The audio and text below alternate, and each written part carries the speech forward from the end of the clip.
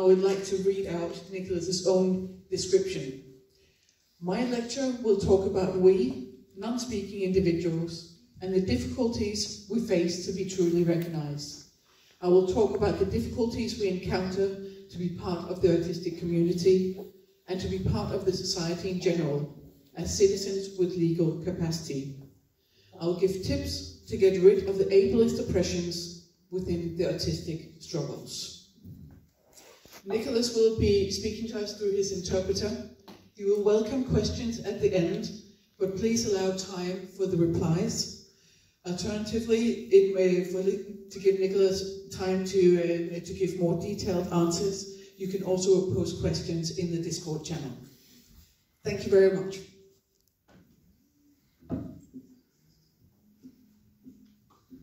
Hello everyone. I named my presentation, Non-Speaking Autistic People Can Give a Different Voice, Let's Be Proud and Visible Within the Autistic Community and Beyond. So, sorry, as all the images are not there, I'm gonna make an audio description of what is supposed to be there, just behind the text. So, basically there are some people with balloons, and on these balloons are written non-speaking, AAC users, people, tablets, AAC device, people who use AAC system, etc. All right.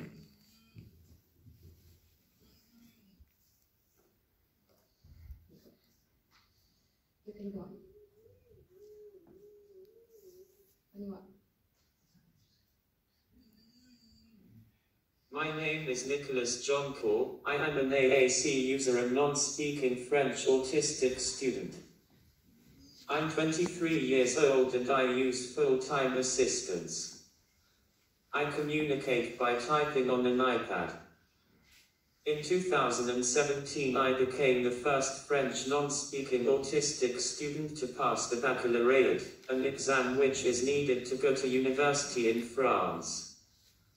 A lot of disabled and particularly non-speaking disabled children in France live in institutions and have no educational instruction. When I first enrolled in college, I enrolled in a physics course.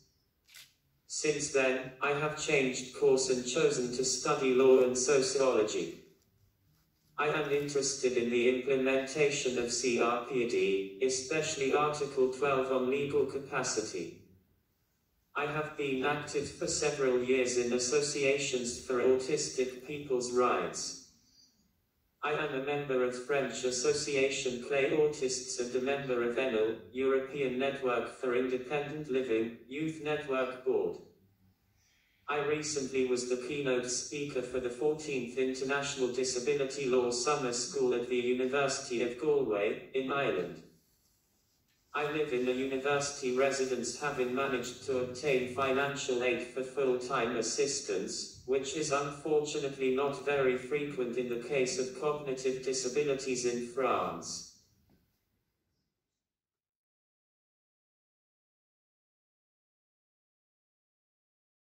What does non-speaking mean?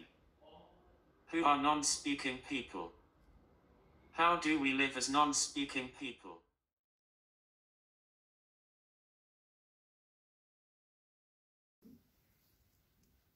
What does non-speaking mean? Non-speaking people are people who generally don't use oral speech to communicate, but use other ways to do so. People can be non-speaking or minimally speaking or unreliably speaking. If some words come out of our mouths, we can't control them and they don't reflect what we want to say. I sometimes say words, but it is not necessarily related to what I want to say. It makes me look stupid. I can't control that, but people who know me know that my words don't reflect my thoughts. I have learned to type around 5-6 years old, as I learned to read. Here are some quotes from non-speaking autistic individuals. My personal assistant will read them out loud. Thank you, Nico. So I'm gonna read the quotes. This is a quote from D.G. Severis, who is an autistic and non-speaking individual from the US. Non-speaking doesn't mean I have no ideas or no way to communicate them. Non-speaking doesn't mean I cannot learn to read or write like everyone else. But I can't if you don't teach me how. And calling me non-verbal is like saying I cannot learn to read and write. This is a quote from Philip Reyes, who is also autistic and non-speaking. I like to call myself non-speaking because I can communicate by spelling words instead of speaking.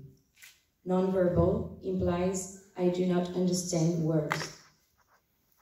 How can I communicate with words if I am non-verbal? And this is a quote from Matt Crittenden. I prefer non-speaking as I understand all language. Non-verbal suggests I don't understand language and doesn't represent how I love language.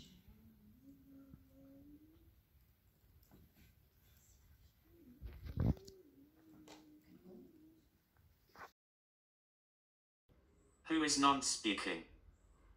Non-speaking people are not only autistic people. Non-speaking people can be people with Down syndrome, tubular sclerosis, Phelan-McDermid, Rett syndrome, Angelman's syndrome, cerebral palsy, brain injuries, or people with other motor sensory conditions.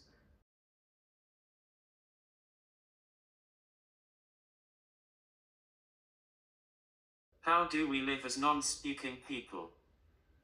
We suffer several discriminations. People underestimate our abilities. We are prevented from living our lives the way we want. We are excluded from normal schooling and have very difficult access to education. We can be misunderstood and mistreated. We feel frustrated because we are not given enough opportunities to express ourselves. Our mind feels locked in our body and we face dysregulation. We are deprived of access to independent living and self-advocacy. Imagine you are trapped. You can't speak and can't use your hands like you want. Why can't we speak out loud?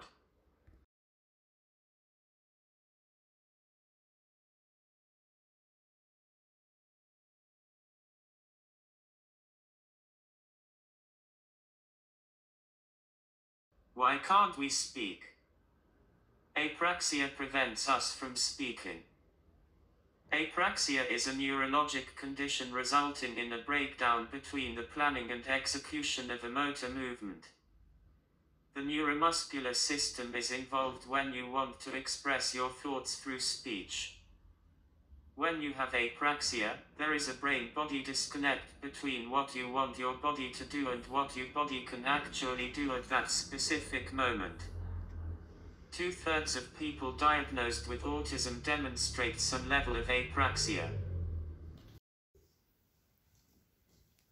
So I'm gonna read what is written here. What is apraxia? Apraxia makes it hard for people to tell their bodies what to do. This is sometimes called the brain-body disconnect. Apraxia have problems saying sounds, syllables, and words. This is not because of muscle weakness or paralysis. The brain has problems planning to move the body parts. For example, the lips, the jaw, the tongue, needed for speech. The child knows what he or she wants to say, but his or her brain has difficulty coordinating the muscle movements necessary to say those words.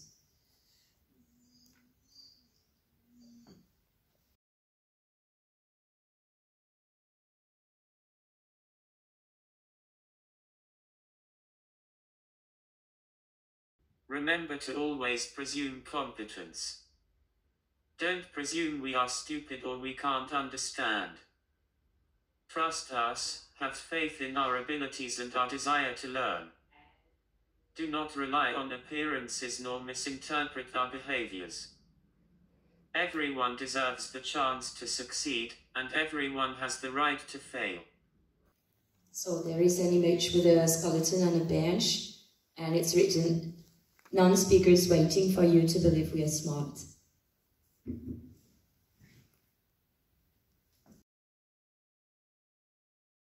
Stop low expectations. It leads to low self-esteem, limits our possibilities and reduces our abilities. Nobody rises to low expectations. Always presume competence. Just because a person cannot speak doesn't mean they don't understand or they have nothing to say.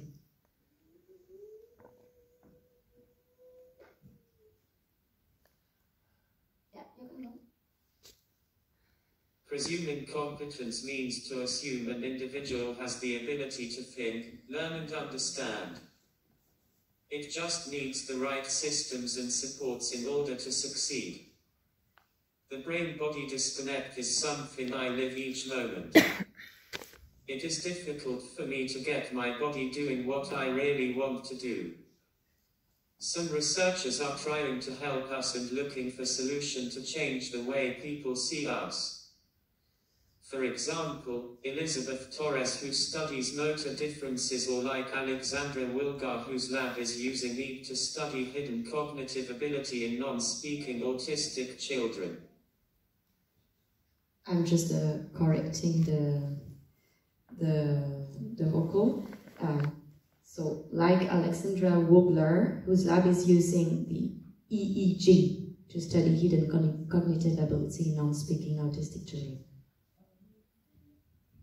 Electroencephalo, how to say that?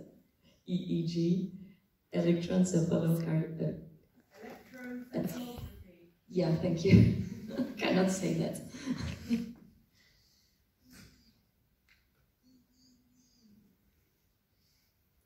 You go if you want. Go on. You go. Here is a 3-minute thesis video about Celine Petit's work. Decoding hidden language, towards a reliable neural assessment of language comprehension in minimally verbal autistic children. Celine worked in Alexandra Wilgar lab.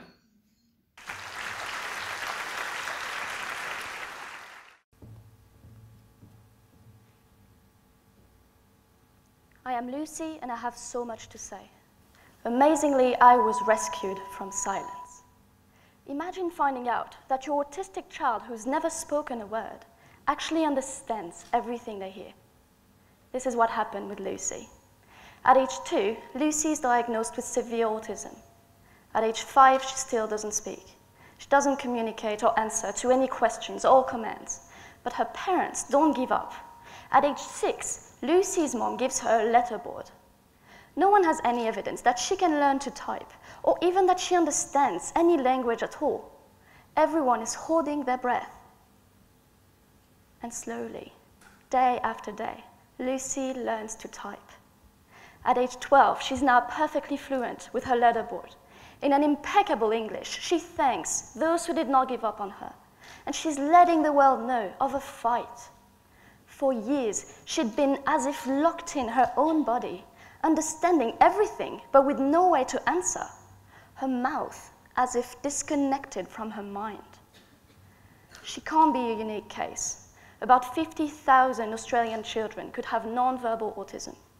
And if Lucy's parents were determined enough to help her communicate, how many more of these children could still be trapped in silence, understanding way more than they can tell?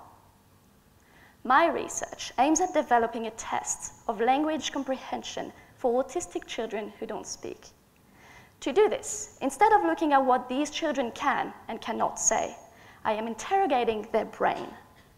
I'm using electrodes placed at the surface of the scalp to measure the subtle changes in electricity that occur in the brain when children listen to language.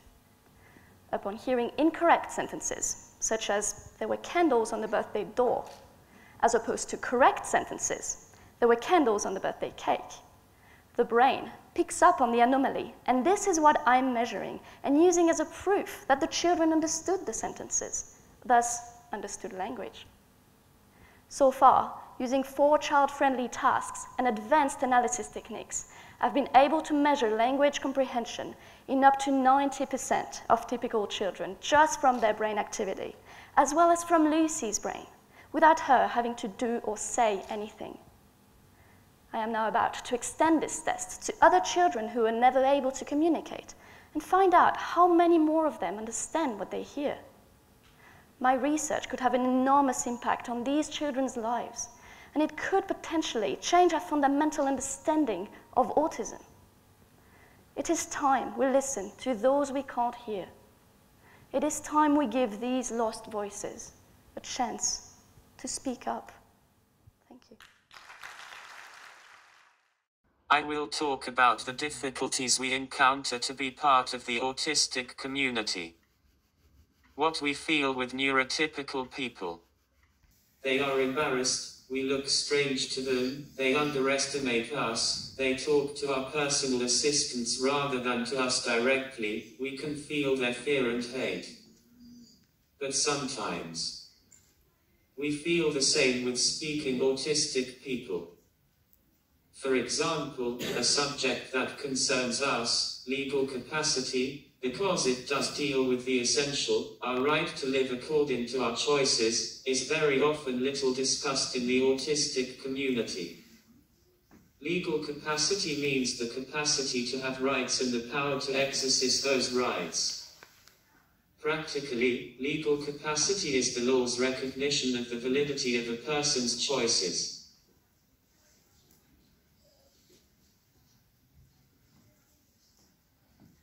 As the text is quite small, I'm gonna read what is written here about legal capacity.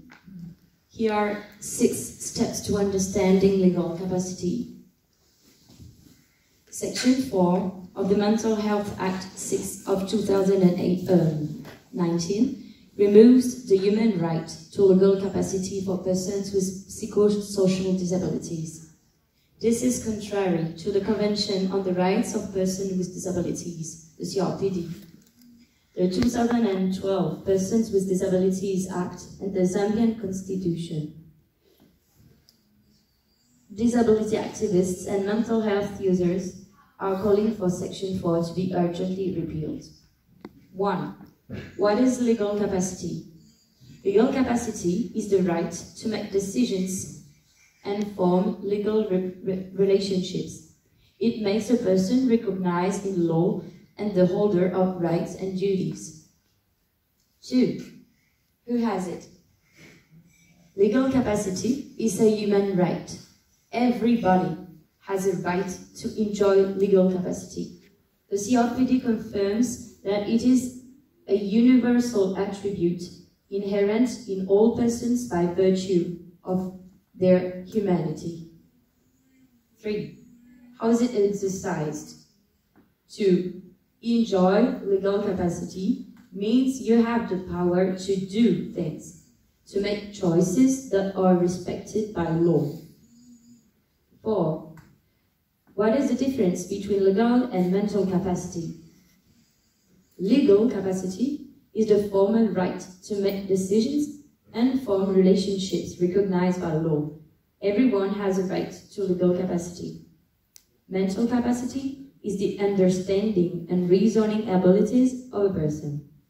Mental capacity varies from person to person, depending on age, circumstances, and social expectations.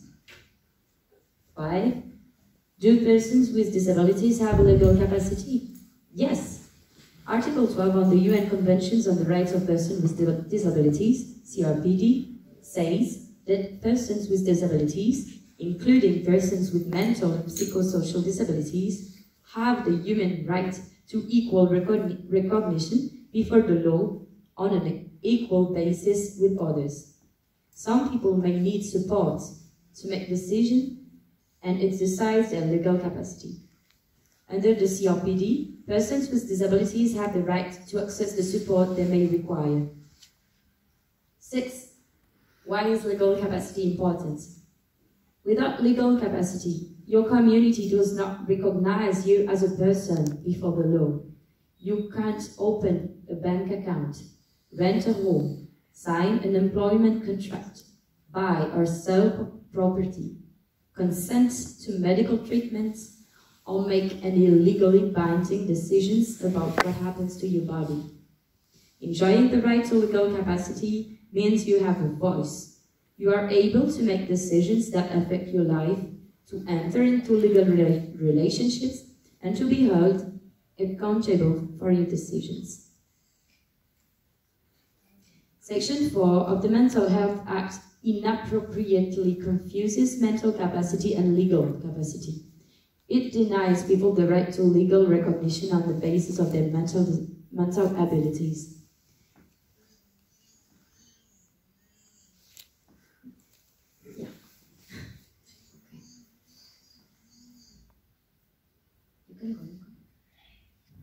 Imagine that at any moment you could be placed under guardianship, no longer be considered an adult, infantilized, without any access to communication and education. But yet, we are becoming strong, proud and visible.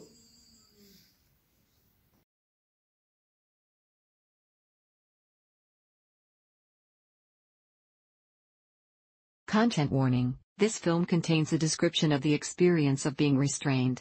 This section of the film has a warning immediately before it and is filmed in black and white to make it easy to skip past if you decide not to watch it. Hi, I am Grant Blasco, a college-bound high school senior. My name is Jordan Zimmerman. I communicate by typing on an iPad. My name is Endeavor, and I'm a multimodal communicator. Hi, I'm Isaiah Greywall from Canada. I type and spell to communicate. We are all autistic and we are unable to rely on speech to be understood. Most of us are non-speaking. Some of us can speak a little, or from time to time. People have a lot to say about us. They write stories and biographies. They produce plays and make movies about us. But they are not listening to us. Just because I cannot speak does not mean I don't hear. I hear everything people say to me or about me. I may not show understanding in my face, but I know and understand. Not a word said escapes my so strong ears.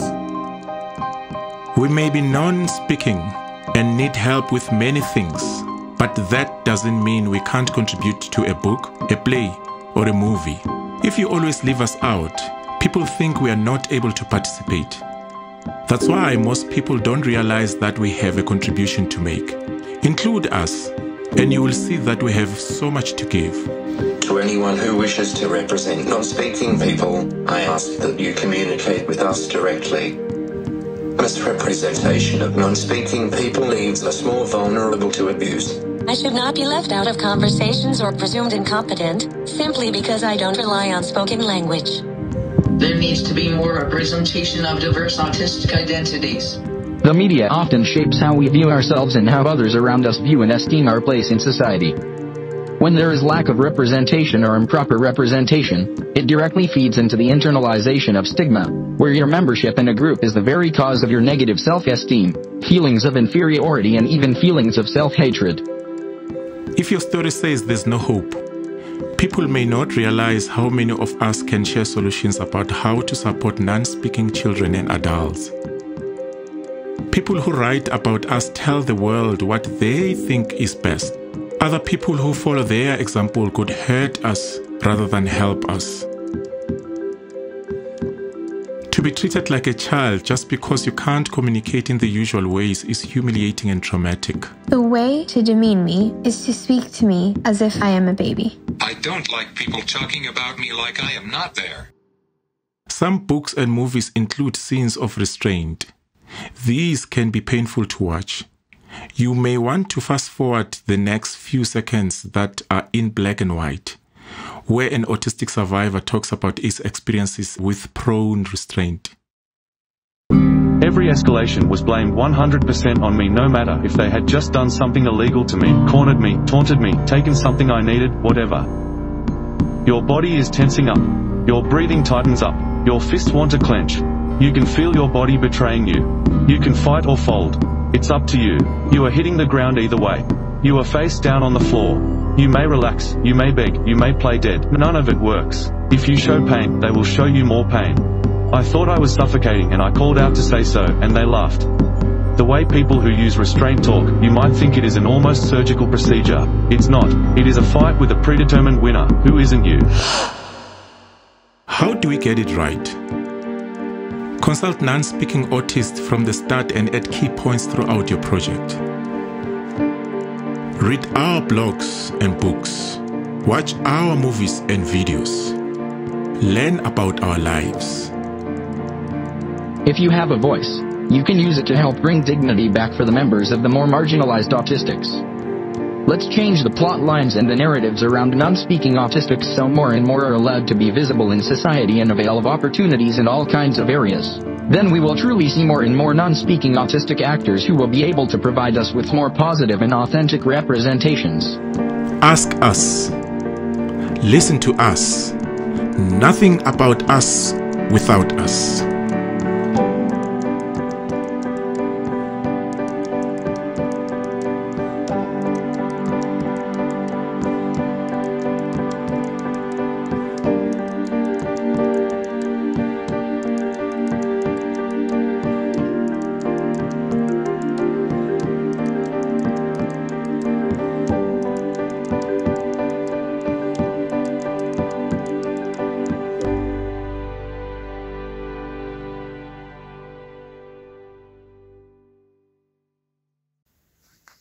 There are more and more of us fighting for our rights. We are typists, spellers and non-speaking self-advocates. So here Nico choose some of non-speaking individuals that he knows from the network. Here's Grant Blasco and Aldo Kedar. Some of them you saw them in the video. Oh, so Jordan Zimmerman, her photo is missing, but yeah. And Elizabeth Bonker.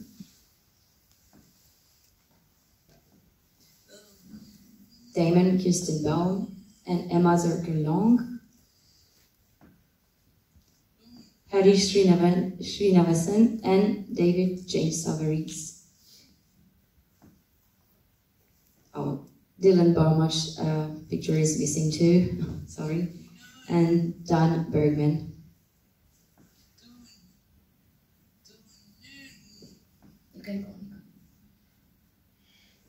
What do we, non-speaking individuals, need to be included in the community?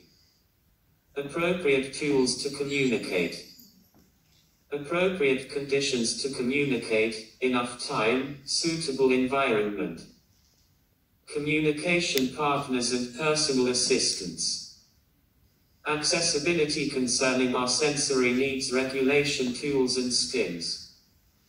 An inclusive educational system. Presuming competence. Supported decision making. People who talk to us directly. Most of my presentation is inspired by a presentation from Spellers and Allies Advocacy Network, from my Ask, which I belong.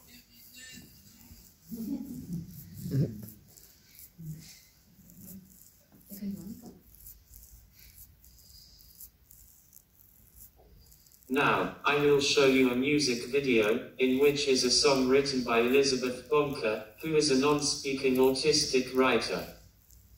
Music is made by the Bleeding Hearts. The video includes 60 non-speakers who type to communicate.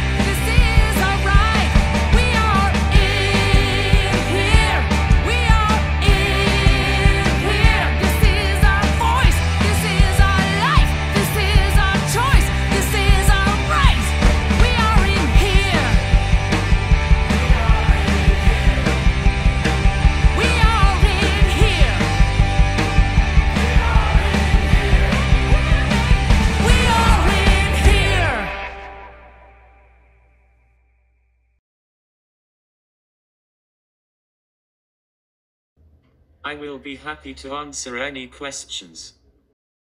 A. Elle. Aller. À accent grave. L'école. I went to school.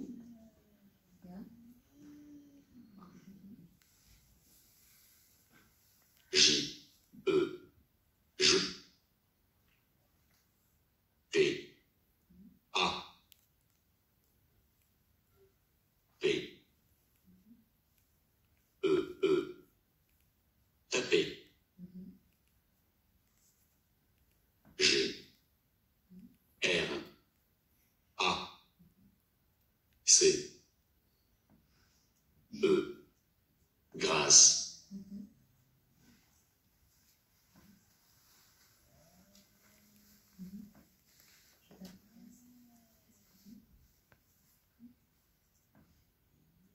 A.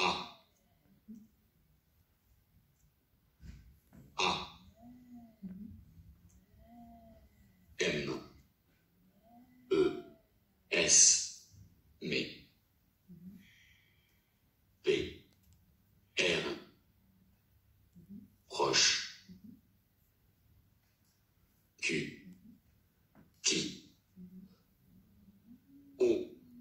N. T. On.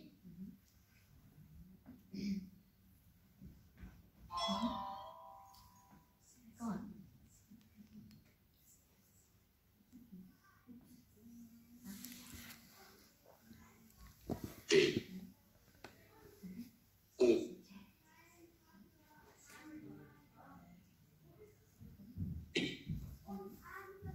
N.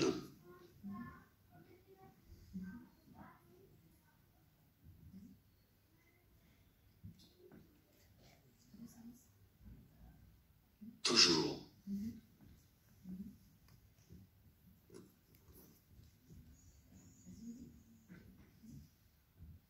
E.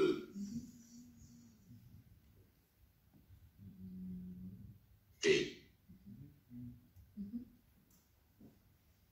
E.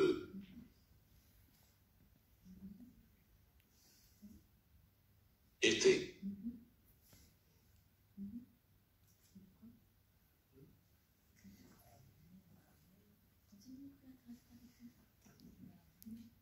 Elle. A. Là.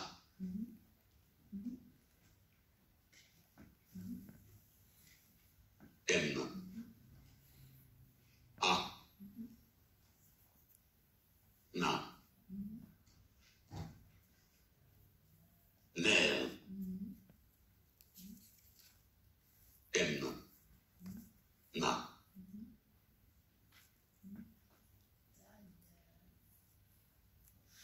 T. R.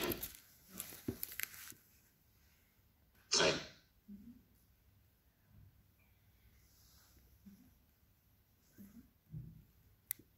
S. O.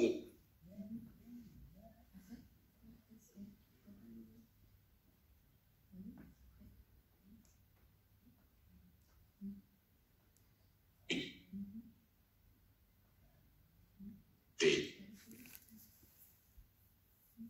Soutenu.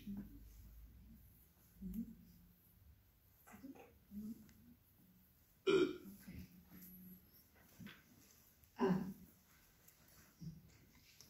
So I'm typing thanks to people who are close to me and who have always been there for me. My mother supported me a lot.